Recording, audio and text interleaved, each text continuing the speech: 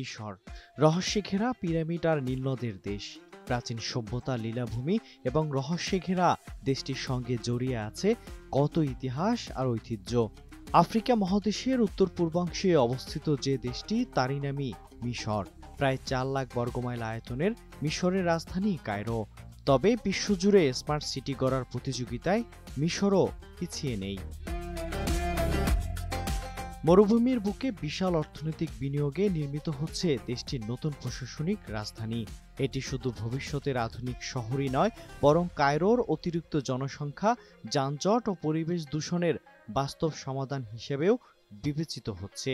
এর পরিকল্পনা, নির্মাণ এবং রক্ষণাবেক্ষণের বড় একটি অংশ চীনের হাতে তুলে দেওয়া হয়েছে।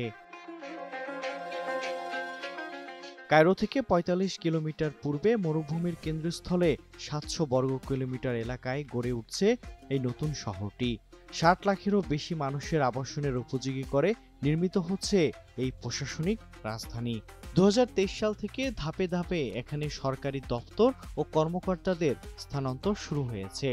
এর মূল উদ্দেশ্য কায়রোর ওপর চাপ কমানো, দূষণ নিয়ন্ত্রণ এবং একটি আধুনিক প্রশাসনিক হাব গড়ে তোলা, যা আফ্রিকা ও মধ্যপ্রাচ্যের নতুন অর্থনৈতিক কেন্দ্র হয়ে উঠতে পারে বলে ধারণা মিশরের কর্মকর্তাদের।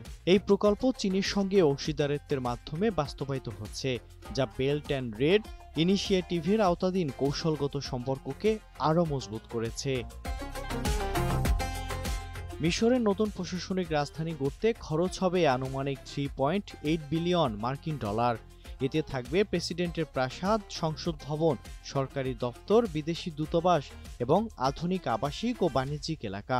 এই প্রকল্পের বড় অংশ, বিশেষ করে কেন্দ্রীয় ব্যবসায়িক জেলা সিবিডি নির্মাণ ও এর পরিচালনার দায়িত্বে রয়েছে চীনের রাষ্ট্রায়ত্ত নির্মাণ প্রতিষ্ঠান China state construction engineering corporation. প্রতিষ্ঠানটি কেবল নির্মাণই করছে না, বরং চুক্তি অনুযায়ী পুরো এলাকা পরিচালনা ও রক্ষণাবেক্ষণও করবে।